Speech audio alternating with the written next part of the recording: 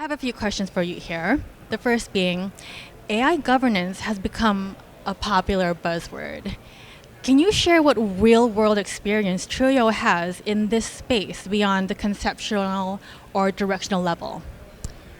Well, I think Truyo actually has significant real-world experience in AI governance. We started Truyo almost 10 years ago now. We're a company of more than 4,000 people with a worldwide footprint, and we service enterprise clients all over the world. We started with an emphasis on privacy compliance, consent compliance, but about 2.5 years ago, we started AI governance added to our platform. And we now have been in production for more than 2 years with AI governance. What we've learned during that time is really tremendous. I mean, this is an extremely fast-moving space where the maturity is very low, but the change is very high, and we've adapted to that over time. Amazing. And so tell me about the evolution of Truyo now, like that the AI governance platform has been available for 2 years. Yeah, we've been in production for just over 2 years now, which I think makes us the most mature platform in the space.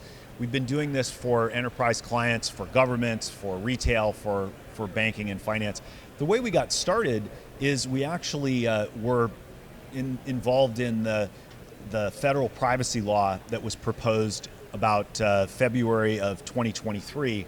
The FTC had sponsored me to testify when the Senate was considering this law, and embedded in that law, which ultimately failed, but embedded in that law was an element of what we now call AI governance. Basically said that AI needed to be respectful of existing laws, provide consumer protection, make sure that you respected people's privacy and consented to their data. That's what got me thinking that this was going to be a new challenge for our enterprise clients. And in February of 23, really immediately after that meeting, we embarked on expanding Truyo's platform from privacy compliance consent into AI governance. And that is why I think we have the most complete and mature offering in the space. Yes, it was so interesting when AI first came out, the explosion of everything and how laws had to catch up, because it was, for a while, kind of like the wild, wild west out there when AI was proliferating everywhere. So my next question for you is, which piece of the platform do you find to be most critical to businesses today based on the trajectory of the legislative landscape? I think, as you said, this is an exploding industry. It's crazy how much AI is going to change things. You know, I was at Intel in the 80s when the laptop was being developed. Wow. And I was a low-level person, but I was there.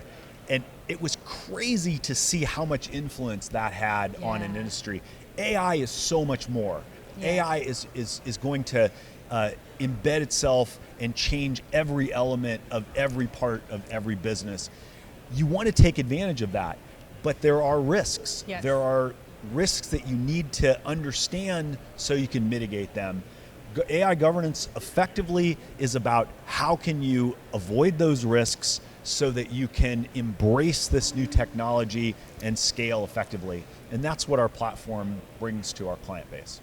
I love that, yes. A lot of people want to innovate, but at the same time, if you innovate too fast without any kind of governance, it introduces a risk later that could be much more costly than if you had spent a little time to prevent it. Yes, I love that.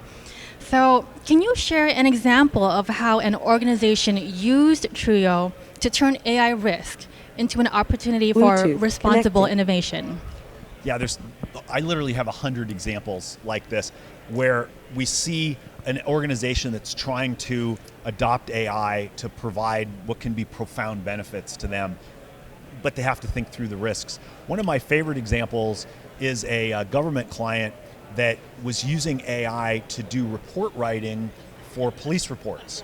And when they started doing this, what they found was an immediate and profound benefit. Probably 45 minutes a day of every police officer's time was freed up by automated report writing.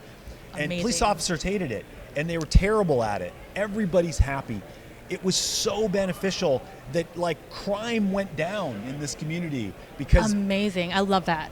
but it became biased almost immediately. Ooh, And in writing reports, it started to bias itself. And you'd think that it would be biased potentially around race or maybe where they were born or something like that. It was an odd example though, where it became biased against somebody's date of birth. And it started with someone who was an alleged drug dealer who was pulled over, and they happened to be born on April 20th, which is written as 420, Right. which is associated with cannabis usage. Yes. And so the AI thought everybody born on April 20th Oh is my a drug goodness. dealer. Oh no, it's great at pattern recognition, but sometimes that'll backfire. That's exactly right. Because that's what AI is looking for. It's looking for patterns. Yeah. It's looking for a way to find solutions. And once it found this association, it started using it for other dates of birth as well. What we found was very simple. Once you understood what was going on, you just didn't provide dates of birth to the training data to that AI. Yeah. And you could avoid it. You could take advantage of these enormous benefits, but not suffer the risks. Wow, yeah, a lot of fast learnings for you. It's been enormous how much learning we've gone through over the last 2 years. It is. So my last question for you. With so many tools emerging in the AI governance space, what makes Truyo stand out as the platform of choice for enterprise? Well, I think we are enterprise focused. We're really trying to support that large business model or states or local governments. That tends to be our support model. I think that helps us in that respect. But I think really what sets us apart is the maturity of our platform and the completeness. We came from a privacy background, so we have all the elements of risk management, data mapping, privacy compliance, consumer request fulfillment, all the automation that goes with that, consent, preference management, vendor management, all of these pieces. And they are so closely interrelated to AI governance. In fact, what gets companies in trouble the most is actually not having proper consent or having privacy issues with data that is being leveraged by AI in new ways. The fact that we have one solution that covers all of these elements, that's mature, it's been in production for 2 years, I think that's the biggest benefit that we bring to our enterprise clients. Amazing. That's all I have for you today. Thank you for your time.